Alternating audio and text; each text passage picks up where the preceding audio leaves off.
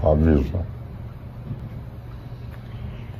Eu já há alguns dias eu não entro em contato com os meus amigos seguidores e tenho colocado vídeos de palestras que tenho dado e esse tem sido meu Instagram diário. Quero dizer que eu estou melhorando. É lento, com uma septicemia bem grave e ainda estou nessa fase de recuperação, mas estou bem. E queria fazer apenas 2 comentários muito rápidos. Primeiro, é uma coincidência interessante.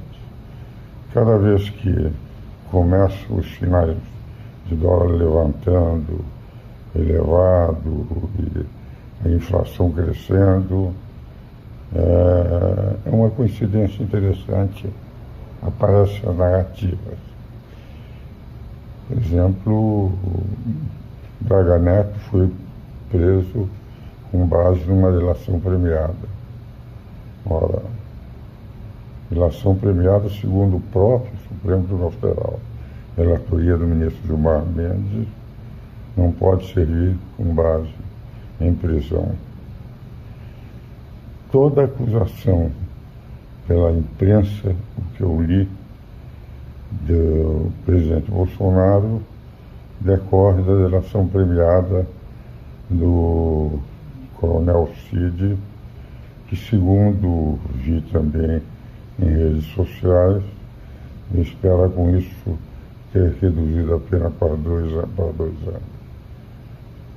Não é uma prova. Delação premiada, todos nós sabemos. Todos os corruptores que deram lesões de bilhões e bilhões de reais para o Brasil e que confessaram serem corruptores, foram todos liberados pelo Supremo por entenderem que a Lava Jato, o processo não era correto e que eles foram obrigados a confessar. Então, um dado interessante é o seguinte: nós estamos vivendo uma curiosa interpretação. De um lado, quando o cidadão é corruptor, essa corrupção do cidadão, se esse é um cidadão de esquerda, que, enfim, trabalhou nos governos que geraram petrolão e mensalão, é algo inadmissível, o devido processo legal não foi seguido. E quando se trata da única prova que eles apresentam como prova, e que o ministro Gilmar Mendes, em relatoria, num julgamento, declarou que delação premiada não poderia servir de base de prisão e que isto não justificaria, portanto, que se sabe que na delação premiada há uma pressão para dizer aquilo que aquele que está forçando a delação quer ouvir.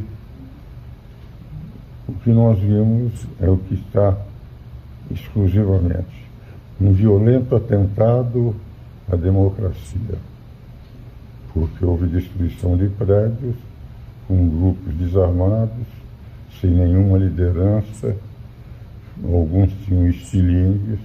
É evidente que nunca houve na história do mundo um golpe de Estado com gente desarmada. Em segundo lugar, nunca houve golpe de Estado a partir do momento em que as Forças Armadas não entram.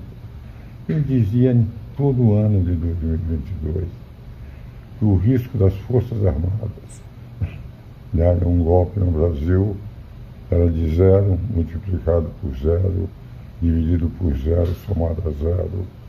Por entender, como professor da Escola de Comando do Estado-Maior do Exército, durante 33 anos, que eles jamais entrariam numa aventura dessa. Conhecia aqueles coronéis que no fim do curso iam para generais. Então, o que nós vimos é uma acusação de um procurador-geral que eu respeito muito, admiro inclusive as obras que ele escreveu, que é o Paulo Branco, mas eu entendo que dá a impressão o seguinte: o corruptor não é uma lesão para o país. Os corruptores todos devem ser liberados. Ao contrário, grupos desarmados sem nenhuma chance de dar golpe de Estado fizeram um atentado violento ao Estado Democrático de Direito. E as figuras daqueles que foram denunciados pelo procurador Paulo Branco de rigor, baseado numa delação premiada, porque fora aquilo que consta da delação premiada, não há um ato sequer por parte daqueles que lá estão que tenham demonstrado que houve realmente já ou de tentar matar o presidente, ministro do Supremo, que é algo que está superadíssimo na nossa democracia. É a democracia dos países mais civilizados do mundo. E quando isso acontece, acontece raramente e com uma estrutura muito grande, coisa que não havia sequer, porque nas Forças Armadas de 367 mil homens, não há 3 ou 4, ou um pouco mais, uma dezena de oficiais que não eram generais de estrela, porque o próprio general Braga, não há uma palavra do general Braga, apenas o que os outros disseram do general Braga. Então me parece que cada vez em que a popularidade do presidente caiu para 24%, nós temos a coincidência dessas narrativas.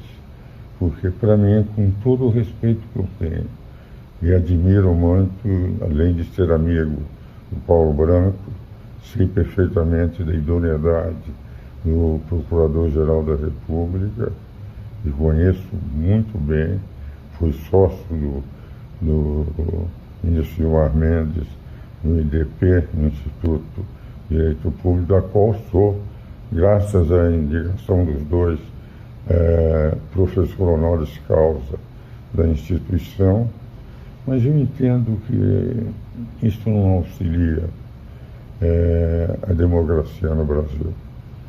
E mais do que isso, nós estamos com o presidente caindo em popularidade. Por quê? Por aquilo que eu venho dizendo há meses.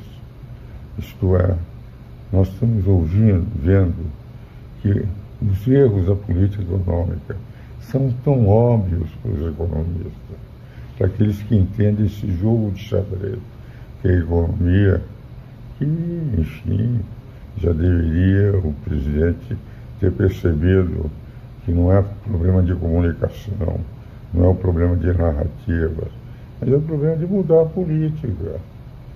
E se não mudar a política, a popularidade vai continuar caindo. E vai ser pior ainda para o ano que ele vai ter que concorrer à presidência da República.